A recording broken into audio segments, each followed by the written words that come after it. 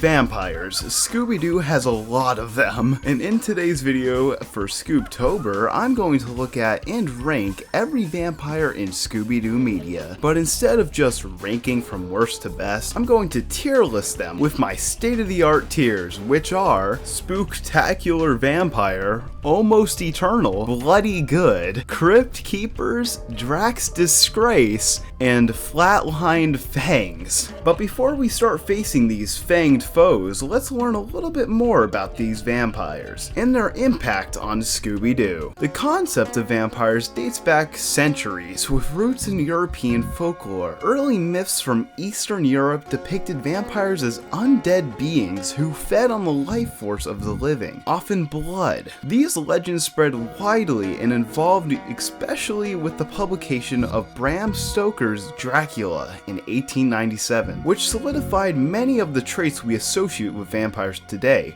with their charm and a thirst for blood. As film and television grew, vampires became pop culture icons for classic horror, with the first instance of Nosferatu from 1922, and the remake in 2024, to being featured as one of Universal's classic horror movie monsters along with the Wolfman and Frankenstein's monster, to the modern teen hits like Buffy the Vampire Slayer and Twilight. Their danger, history, and supernatural lore made them ideal for storytelling in both horror and comedy genres, including Scooby-Doo. Vampires help Scooby-Doo balance humor and horror. They're instantly recognizable and flexible enough for both spooky and goofy episodes and appearances. By adapting classic vampire myths for different generations, so Scooby-Doo stays connected to broader horror traditions, like of course Halloween. With all that said, let's get started. Our criteria for these vampires is that they're menacing, scary, and kind of resemble a classic vampire and have the traits that resemble one. And they better have some good powers or they're not gonna go up there. First off, we got Dracula from Scooby-Doo Where Are You? Season 1, Episode 11, A Gaggle of Galloping Ghosts, with this particular design being based off of Universal's Vampire. In this episode's vampire was used many times in Scooby-Doo marketing with toys and such, as well as Frankenstein's monster and the Wolfman, who are also featured in this episode. So with such a classic and popular background, how does our first vampire stack up? Well, personally, Dracula did horrible. Compared to all these other vampires, this is a pretty bad job. First of all, Velma isn't even scared of him when they first come across this vampire.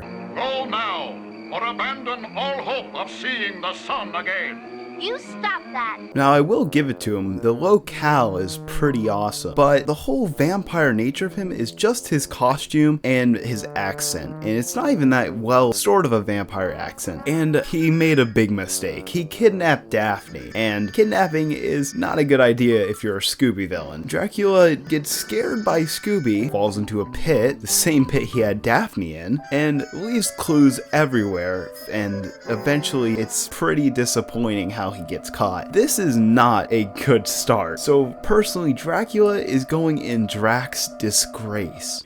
Next up is the super popular Gramps the Vamp from the Scooby-Doo show episode Vampires, Bats, and Scaredy Cats, which is most popular for being featured on Scooby-Doo's Spookiest Tales, which both of these episodes that we've talked about so far are on. So what does Gramps do differently than our very horrible Dracula? Well, this vampire haunts a hotel on Skull Island, in which Scooby and the gang and Scooby-Dum go visit and eventually investigate after the vampire attacks. Now, after we get a little history on this vampire, Shaggy coins the term Gramps the Vamp because this vampire is a great relative of their friend Lisa. So the story that Lisa's uncle tells the gang leads them to naming him Gramps the Vamp. Now, Gramps the Vamp is a vampire with a certain ability where he uses this whistle to transform whoever is on the other end of a phone call. So he calls his victim, they answer, and he transforms them into a vampire, which is pretty threatening as he turns Lisa into one. But that's kind of it, besides his very menacing growl and him popping out of nowhere in a few scenes, that really shows a menacing nature, but he doesn't talk like our first vampire. His design is definitely fancier and pretty colorful, to say the least, and he's super iconic, and I think all of this has to bump him up to be bloody good. Next up, we have the Vampire Lady of the Bay from I Left My Neck in San Francisco from Scooby-Doo and Scrappy-Doo. This one is very unique, with the Lady Vampire of the Bay being a ancient story from San Francisco in this episode, and Scooby, Scrappy, and the gang investigate while they get a tour of the jail or something like that, where the vampire attacks. The whole thing is Daphne is being framed as the vampire because Daphne is like, oh, she can't be seen in the mirror, or she's not feeling well, and she turns into a bat supposedly. But overall, the lady vampire talks a lot and isn't very like it's more of like a modern vampire that looks more like a human than a vampire. But there is a cool effect with her voice when she does talk, where there's a little hiss like under it, so she doesn't seem humanoid fully. One step closer, you vampire, and I'll splat you!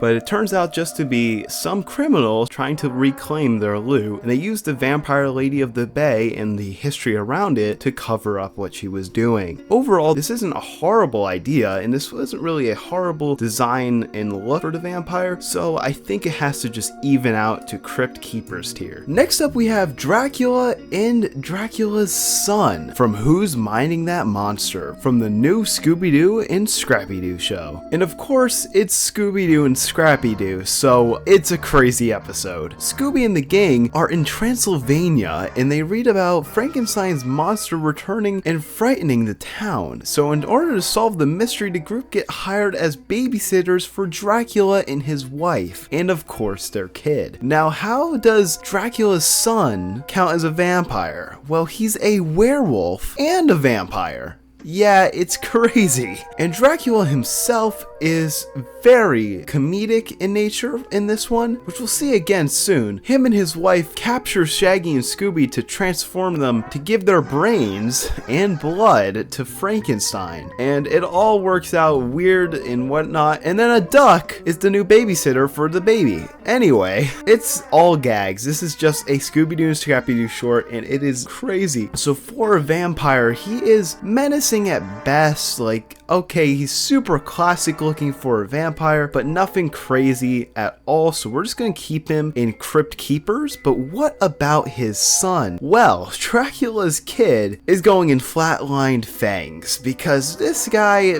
barely resembles a vampire, is more of a werewolf, and does barely anything besides hitting that switch to mess everything up. Next up, we have a worker vampire from Hard Hat Scooby from Scooby-Doo and Scrappy-Doo, and I have no clue about anything that happens in this episode except the premise on Scoobypedia, which is the boys get jobs at the construction site of the Vampire State Building with a hungry vampire for a boss who will have their necks if the building is not finished before dawn. What the heck? Yeah, so I can't find anything on this episode or physical media to watch it to like actually know like anything about this episode. So going off of just the design of this vampire boss, I guess that Shaggy, Scooby, and Scrappy are working for a vampire. This is not your average Scooby-Doo vampire or episode. Sounds weird, premise is weird, but we have to respect this vampire for climbing up the corporate ladder because he has his own state building. So obviously vampires are highly esteemed in this community, and this guy, probably a multi-millionaire. Anyway, I'm gonna be nice so he won't have my neck. So let's put him in Crypt Keeper's tier. And once again, we have another vampire that I can find nothing about, and I can't even watch the episode because it's practically lost media. We have Veiled Vest Vampire, which is the 7th episode of Scrappy and Yabadoo, which originally aired as the 3rd part of the 7th episode of the Scooby-Doo and Scrappy-Doo Puppy Hour. So technically, this has nothing to do with Scooby-Doo, but Scrappy's here, so I guess it counts. Basically what happens in this episode is the guys are digging holes for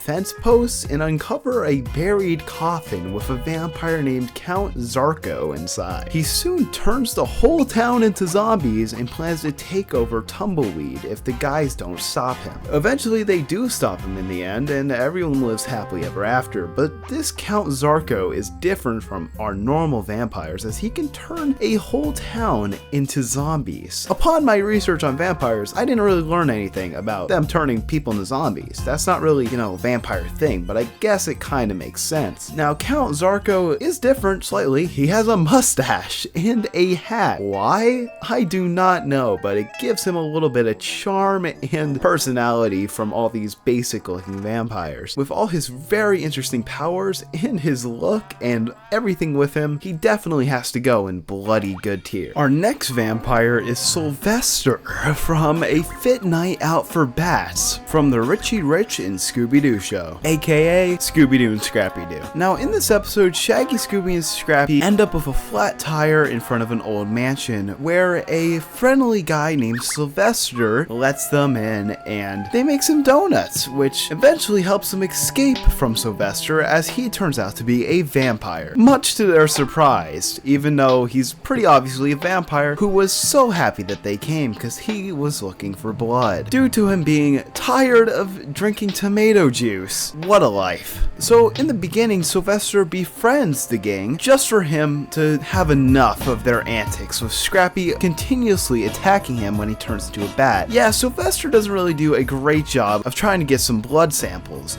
I guess he was desperate after his whole tomato juice thing, but man are the gang stupid in this one. If I were you, Mr. Sylvester, I'd get out of this place like it's full of vampires and bats. And overall, this is a very comedic vampire, and there's not much more about him than that. So unfortunately, the man himself, Sylvester, even though he was shrewd, he has to go at the top of Drax's disgrace. Finally, we have an actual mystery to solve with a Halloween hassle at Dracula's castle from the new Scooby-Doo Mysteries. This one is a special Halloween time, and it's in fact a Halloween special, which also primarily has its own VHS as its only physical media of this episode. This episode is insane as these vampires turn out to be the ones inviting the gang to this Halloween party just for them to beg for the gang's help, along with a bunch of other classic horror icons like the Invisible Man, Frankenstein's monster, Igor, and many more. The real villain turns out to be a magician who was searching for a secret amulet that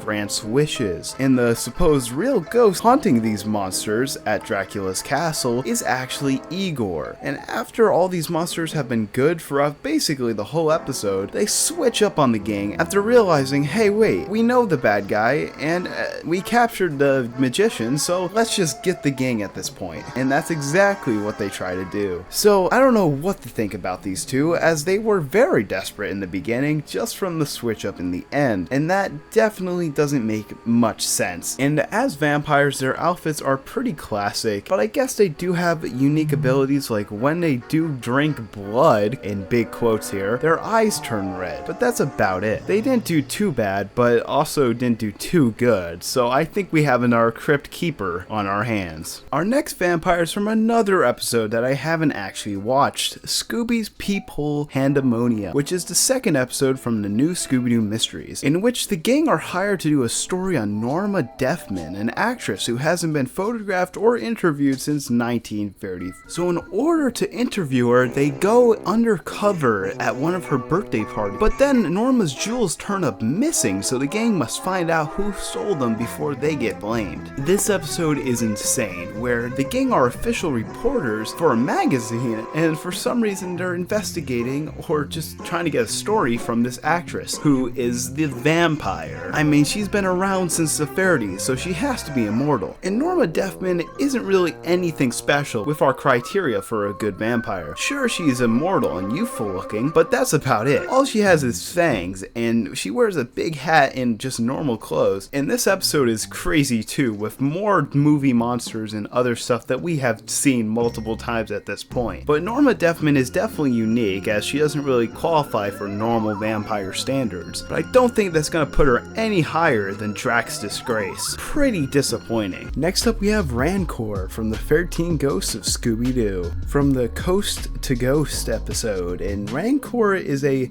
pretty interesting vampire as he used one of his ancient rubies to turn Vincent into stone. Or almost, because it takes 24 hours for Vincent to turn the stone. Anyways, Rancor's abilities are kind of insane. With his ruby, of course, it can turn you into stone in 24 hours, and he can possess literally anything, from a truck to a delivery guy, a cloud of spirit smoke, or whatever you want to call it. And Rancor is doing all of this because he's trying to get into SAPS, a organization for ghosts and ghouls alike. And we have two other ghosts trying to compete as well. Rancor does an amazing job at trying to kill Vincent, and his powers of possessing people are incredible compared to what we've had so far. But what really puts him down is what happens in the end of the episode when the sunlight, of course, attacks him and he has to go somewhere dark, the chest of demons. This episode is amazing, and Rancor as a villain is pretty good. As a vampire, even better. So I'm gonna have to put Rancor at almost eternal tier. Next up we have Sabella and her dad from Scooby-Doo and the Ghoul School. Yep, we finally made it to some Scooby-Doo movies, and Scooby-Doo and the Ghoul School is a fun time, and it's very memorable in the Scooby-Doo fan base. Scooby-Doo fans just really like these characters. For one reason or another, they always pop up every now and then. Sabella's dad, on the other hand, no one really knows about him or talks about him at all. So let's get into these vampires. Sabella, along with all the other monster girls in this school, are the good guys, basically, in this movie. So I don't think she kind of counts. She doesn't do anything menacing or vampire-like for the most part, except using vampire puns and stuff like that. And I guess she scares the heck out of Shaggy and Scooby, but all the other girls do too, so I don't really know what to say. Knowing our criteria, Sabella and her dad really aren't the best vampires. They've gone soft, as the main villain of the episode says, just because the Scooby fans really like Sabella and she's such an iconic character. She's gonna have to go up to Drax's Disgrace, but her dad, unfortunately, has to go down to Flattened Fangs. Let me cape you out of the rain, Mr. Mop. Thank you, Count. Next up, we have the overly comedic, awesome host of the horror version of Wacky Races, Count Dracula from Scooby-Doo and the Reluctant Werewolf. This guy is awesome, and kind of the highlight of Scooby-Doo and the Reluctant Werewolf, if you ask me. Count Dracula is a comedic genius, as he's desperate to find a werewolf and comes across Shaggy, and yeah, his accent's hilarious too. Him, along with his wife, host a Wacky Races with monsters, and Shaggy and Scooby join because Shaggy is now a werewolf. And man, does he do the good/bad like really well. He's intimidating when he has to be, and he has his little minions that help him with everything. But once again, going to our criteria, he doesn't really do anything insane, but this movie just has all the classic monsters as just characters. They don't really go off of their classic natures. And Dracula's kind of a wimp because he relies on his minions a little too much in this movie as well. But other than that, he's awesome.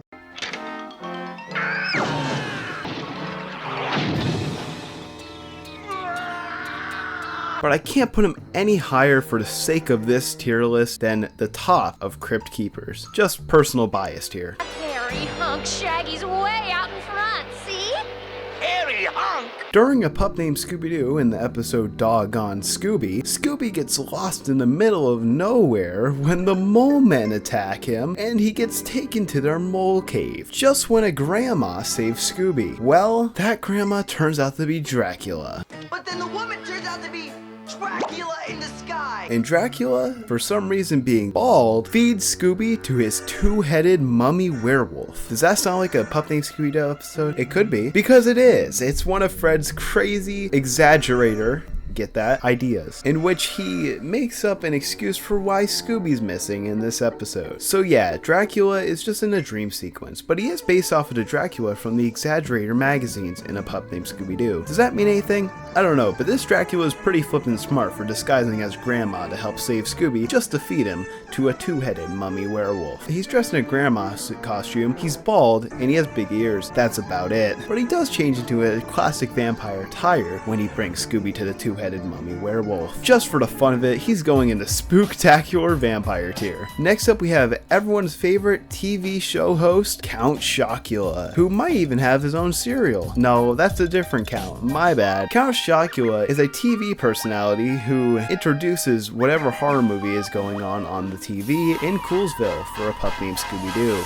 His most prominent appearance is in the Night of the Living Burger, in which a hamburger, yes, an evil hamburger, attacks. Now, Count Chocula isn't a real vampire, but he is a great guy, giving the gang autographs and such when they go to meet him. But then they accuse him of being the burger, and he gets very angry very fast. So is this even a good guy? I don't know. He is a very unique one at best. I mean, somewhat unique. He still has the classic vampire attire, fake fangs, and much more. Enough on Count Chocula. He is an amazing count, but it's not very shocking at all, so he's gonna have to go in Crypt Keepers tier, just for the fun of it.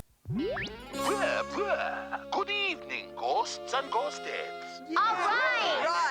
Next up is the vampire from Scooby-Doo on Zombie Island, in a montage chase scene where the gang are going around America trying to find a real monster, in which they go to a cemetery when a vampire attacks them. Now this isn't your average vampire, this guy is literally a vampire bat. Like in Batman when there's an actual Batman. This is literally a humanoid bat, and the artist really went all out with this guy. He is insanely intimidating looking, but he gets caught super easily, as it turns out that he was the jewel smuggler all along. But this is a super short montage scene, so it really is just whatever, but I really like how much detail they really put into this very unique vampire. With that said, I'm gonna put him in the middle of the bloody good tier. Alright, we made it to the moment you've all been waiting for, the Hex Girls, who aren't actually vampires, but they are an all-female eco-goth rock band from Oak Haven, Massachusetts. The Hex Girls are unbelievably iconic in the Scooby franchise, and they're still making appearances to this day, with the most recent appearance being the Scoob-tober lo-fi version of one of their songs, and the book that also came out about them, like, not even a month ago. The Hex Girls are everyone's favorite vampire band in Scooby-Doo. First with Thorn, or Sally McKnight as her actual name. So Thorn is the leader of the Hex Girls, and she plays the guitar, and this is a very unique band as it's a keyboardist, a drummer, and a guitarist. But Luna occasionally doesn't play keyboard and she does play bass, so I guess that fixes it. Now, we're going off of all the incarnations of the Hex Girls, and from their first appearance to even Thorn being in the Velma show, the Hex Girls had some ups and downs, as personally for me, the What's New Scooby-Doo era of them was definitely my least favorite. The original appearance in Scooby-Doo and the Witch's Ghost is definitely a banger. It's just a perfect representation of who they are as a band and as really personalizes each one of them. Thorn. This is Dusk and Luna.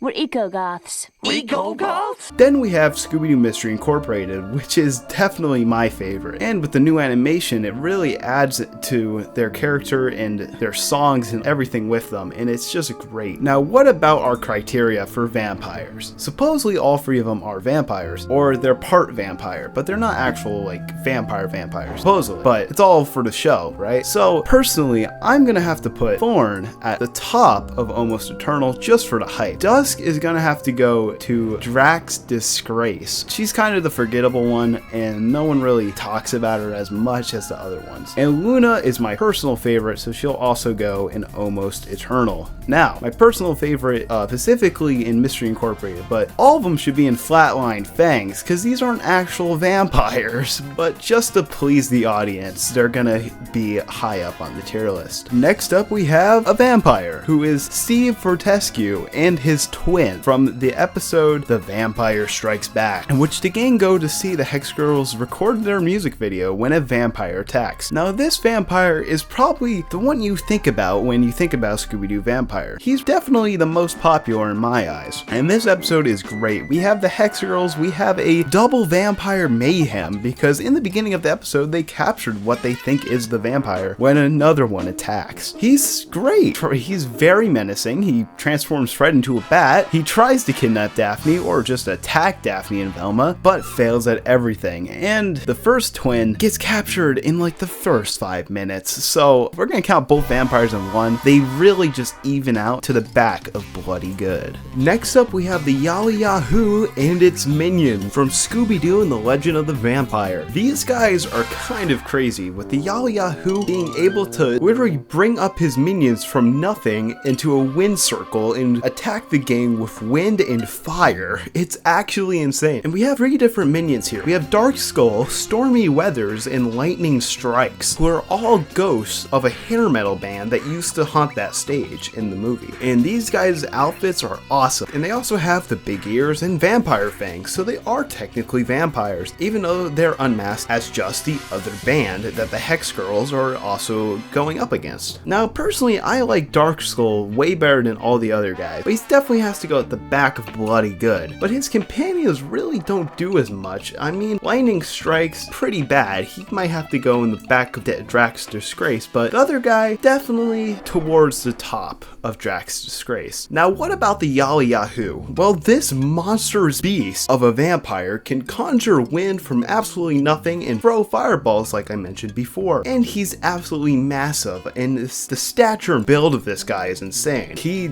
does a lot and definitely destroys a ton of stuff. But is he that good? He's gonna have to go at the top of Almost Eternal. And next up is definitely one of the stranger vampires that we have on the list. We have the vampire from The Secret Serum, an episode of Scooby-Doo Mystery Incorporated. Now, this vampire lady is out to get a secret serum that can turn her young. And why is an immortal vampire trying to get a youth serum? Well, it's because she's actually Daphne's mom's friend, who is, well, worse for wear when it comes to the looks department. So she dressed up as a vampire to steal a ancient gem that has to do with the youth serum to make it. And she found all of this information from one of those prank books that doesn't have anything true in it. So basically she did all of this for nothing. And because of that, I mean, her outfit was alright, but like, she wasn't really a super menacing vampire, but she did attack the gang a lot, like brutally. So she can't go into Flatline Fangs, but she's going in the back of Crypt Keepers. But honestly, I think Count Chocula is better than her. Our next vampire is definitely the most powerful when it comes to the dream world. We have the Dreamweaver from the episode Web of the Dreamweaver from Scooby-Doo Mystery Incorporated. Now, the Weaver is Herbert Frost's alter ego in the dream world, as he haunted multiple dreams with this weird VR thing to scare away the sheriff and 2 other townspeople that were all a part of a D&D type of group back when they were kids. And he did this to like steal their money or something. He did do a good job until the gang knew about his dream activities, so they countered him in the dream world. Now, yes, this guy is basically David Bowie from Labyrinth, but this is a pretty crazy outfit because, you know, David Bowie, but he is a vampire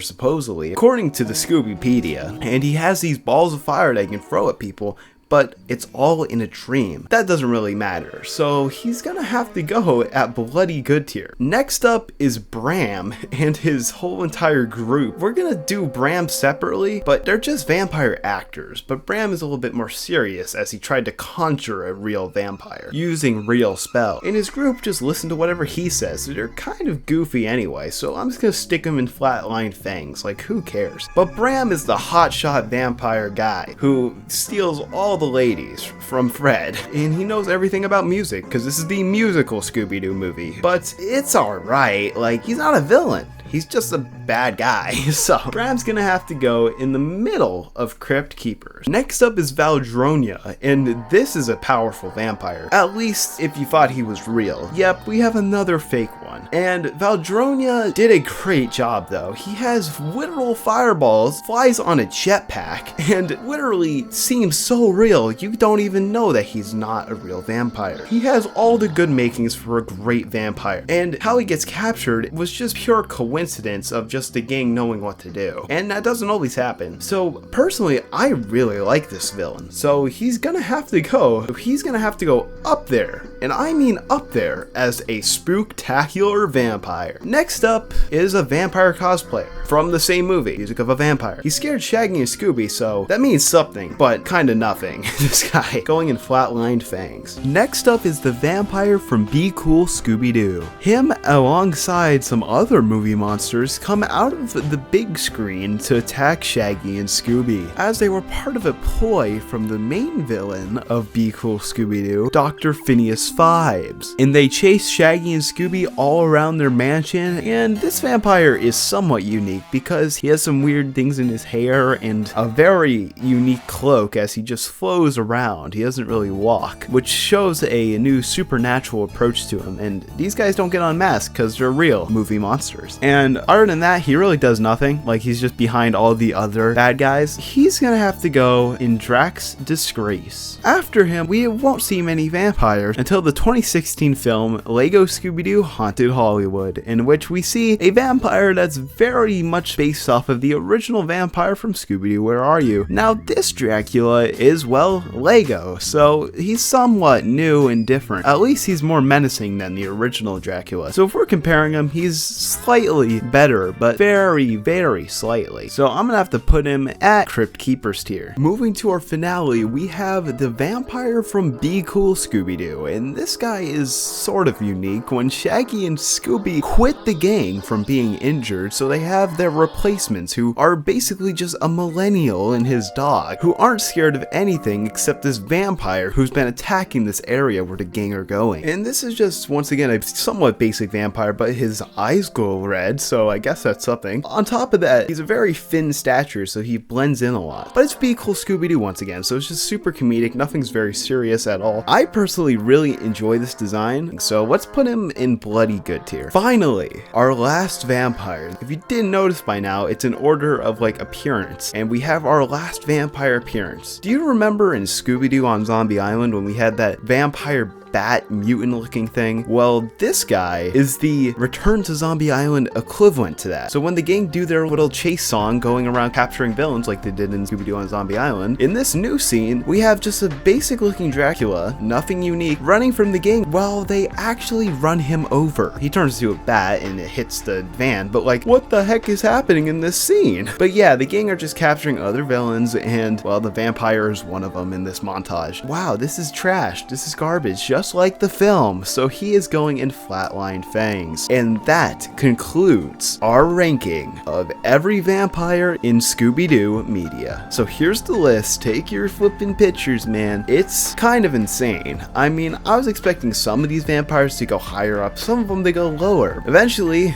after watching everything, vampires in Scooby-Doo just aren't that great. Like, sure, Rancor, Gramps the Vamp, and Valdronia are pretty great examples of a good vampire. But then we have some horrible examples, like just a vampire trying to get a fake youth serum. Are we joking right now? And then just a baby that's half vampire. So that's about it for today's Scooptober video, and I hope you enjoyed, because I sure did. And if you want more rankings or tier lists in general, let me know in the comments down below, and check out some of my live streams or my Scooby-Doo rankings in the playlist on my channel to see what other crazy Scooby stuff that I have ranked, because there is a lot. With all that said, consider subscribing to join this cartoon community, and happy Scooptober, everyone. See ya.